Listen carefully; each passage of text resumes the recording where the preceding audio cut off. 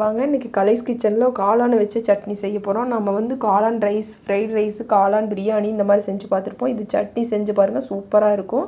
எப்படி செய்கிறதுன்னு பார்க்கலாம். அதுக்கு அடுப்பில் ஒரு கடாய் வச்சுக்கோங்க. அதில் ஒரு 2 ஸ்பூன் அளவுக்கு ஆயில் விட்டுக்கலாம். ஆயில் நல்லா காயிட்டுன்னு அதில் ஒரு 3லேருந்து 4 வரமிளகா உங்கள் காரத்துக்கு ஏற்ற மாதிரி சேர்த்துக்குங்க.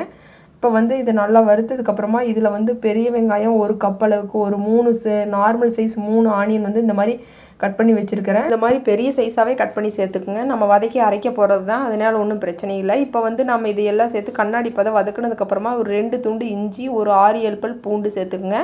இதையும் சேர்த்துட்டு நல்லா வதக்கி விட்டுருங்க. இப்போது இது வந்து எண்ணெயிலேயே நல்லா வதங்கி வந்துடணும். பாருங்கள், இந்த ஸ்டேஜ் வதங்கினதுக்கப்புறமா வந்து கண்ணாடி பதத்துக்கு கொஞ்சம் அதிகமாக வதங்கினதுக்கப்புறமா ஒரு 200 கிராம் காளான் இந்த மாதிரி கட் பண்ணி கழுவிட்டு சுத்தம் பண்ணி கட் பண்ணி வச்சுருக்கிறேன். இதையும் சேர்த்து நல்லா வதக்கி விட்டுருங்க. வதங்கினதுக்கப்புறமா ஒரு 5 நிமிஷத்துலேயே நம்மளுக்கு காளான்லேருந்து தண்ணி விடும். அதுலேயே நல்லா வதங்கி வந்துடும் காளான் வந்து. இப்போ இது வந்து நல்லா சுண்டி வதங்கினதுக்கப்புறமா தான் நம்ம சட்னி அரைக்க போகிறோம். இப்போ இதை சேர்த்துட்டு நல்லா வதக்கி விட்டுருங்க. பாருங்கள், இதை வந்து அடுப்பு லோ ஃப்ளேமில் வச்சுட்டு வதக்குங்க. இந்த ஸ்டேஜில் வதங்கினதுக்கப்புறமா புளி ஒரு 1/2 எலுமிச்சங்காய் சைஸுக்கு சேர்த்துக்குங்க. அதையும் சேர்த்து தொலைவி விட்டுட்டு நீங்கள் வந்து அடுப்பு ஆஃப் பண்ணிடலாம். இப்போ ஆஃப் பண்ணிவிட்டு 1 கப் அளவுக்கு தேங்காய் சேர்த்துக்கணும். அதுக்கு முன்னாடியே சட்னிக்கு தேவையான அளவுக்கு கல்லுப்பு சேர்த்துட்டு 1 கப் தேங்காய் வந்து இந்த மாதிரி துருவி சேர்த்துக்குங்க. அதையும் சேர்த்துட்டு நல்லா கலந்து விட்டு ஆற வச்சுக்கலாம்.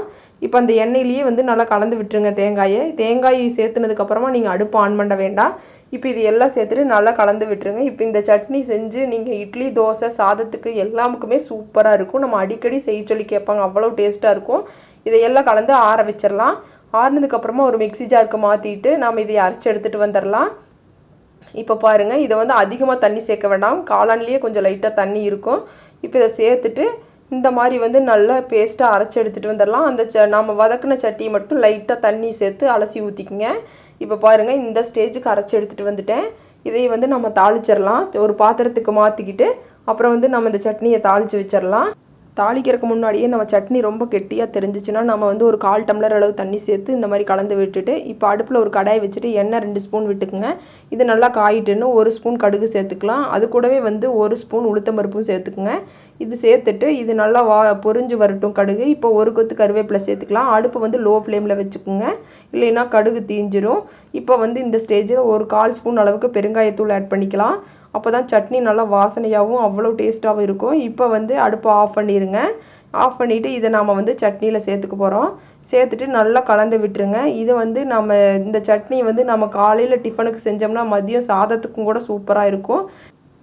எப்போவுமே ஒரே மாதிரி காளான் வச்சு ஃப்ரைட் ரைஸ் இல்லைன்னா பிரியாணி இந்த மாதிரி கிரேவி, காளான் கிரேவி இந்த மாதிரி செஞ்சு நம்மளுக்கு ரொம்ப போர் அடிச்சு போயிருக்கோம்.